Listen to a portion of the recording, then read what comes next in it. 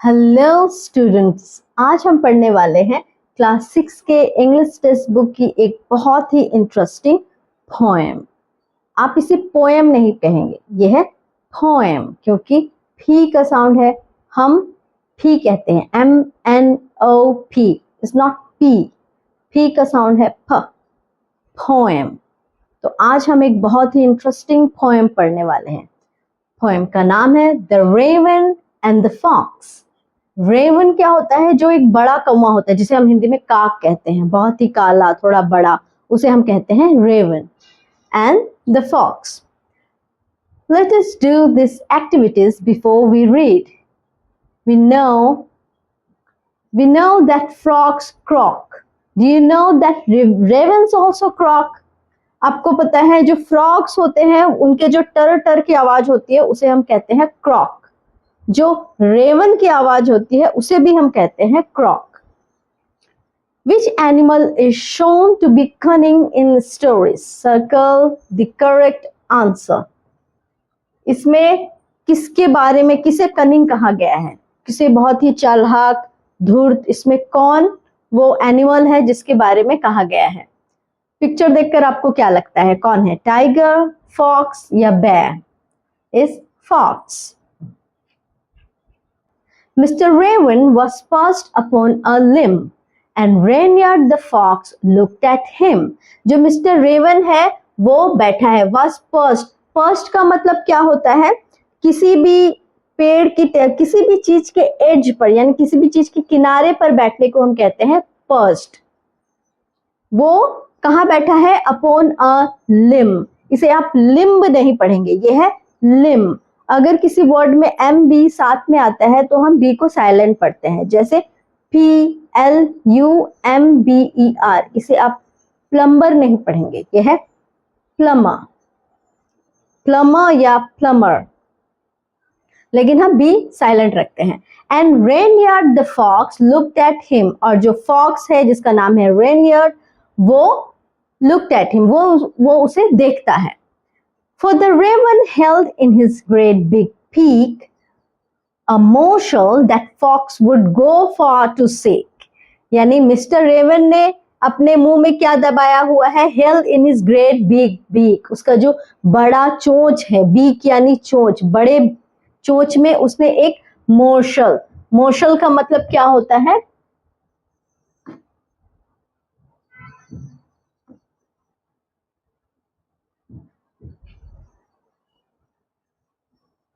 मोर्शल, मोर्शल का मतलब होता है एक पीस रोटी का या किसी भी चीज का एक piece, a piece of food. A morsel that fox would go far to seek. यानी मोर्शल, मोर्शल का मतलब होता है पीस ऑफ फूड, यानी किसी भी खाने का एक टुकड़ा, रोटी का या ब्रेड का टुकड़ा उसने अपने मुंह में दबाए हुए हैं। The fox would go far to seek. जिससे लेने के लिए, जिसे खाने के लिए जो फॉक्स है वो कुछ भी कर सकता है। The fox would go far to seek. Said the fox in admiring tones, "My word, Sir Raven, you are a handsome bird." तो उसने क्या किया? Said the fox, फॉक्स ने कहा, बहुत ही admiring tones का मतलब होता है प्रशंसा करने, प्रशंसा के साथ, बहुत ही उसे खुश करने के लिए वैसे टोन में उसने कहा माई वर्ड। यहाँ माई वर्ड का मतलब क्या है? ओ वाह, sir raven you are a handsome bird. यहाँ देखिए, आप हैंडसम नहीं पढ़ेंगे, ये है हैंडसम।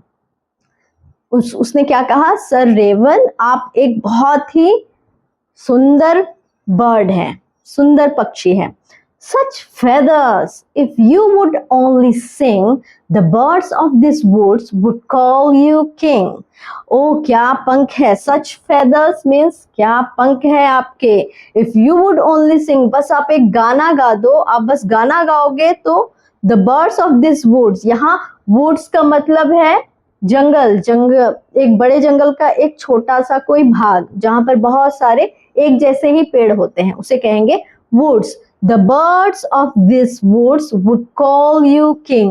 अगर आप एक सुंदर सा गाना, बस आप गाना गा दो तो सारे जो यहाँ इस वुड्स के जो जितने भी चिड़िया है वो सब आपको किंग कहेगी। The raven who did not see the joke forgot that his voice was just a croak. तो जो रेवन है वो उसे ये मजाक समझ नहीं आया, जोक यानी मजाक, वो जो मजाक में जो बातें कह रहा था वो उसे समझ नहीं आया। वो भूल गया कि उसकी जो आवाज है, his voice was just a croak. croak का मतलब क्या होता है? बहुत ही कर्कश आवाज है, वो ये भूल गया। He opened his beak in his fullest pride and down fell the morsel the fox had eyed. और वो जो रेवन है वो उसके बातों में आ जाता है और वो अपने ऊपर झूठा घमंड करने लगता है और वो अपनी चोंच को खोल देता है। और वो जैसे ही अपनी चोंच खोलता है उसके मुंह में जो पीस ऑफ फूड यानी जो मोर्शल है वो गिर जाता है, जिसके ऊपर फॉक्स की आंखें गड़ी हुई थी, उसकी आंखें टिकी हुई थी। द फॉक्स हैड आइड यानी वो लालच से उसे देख रहा था।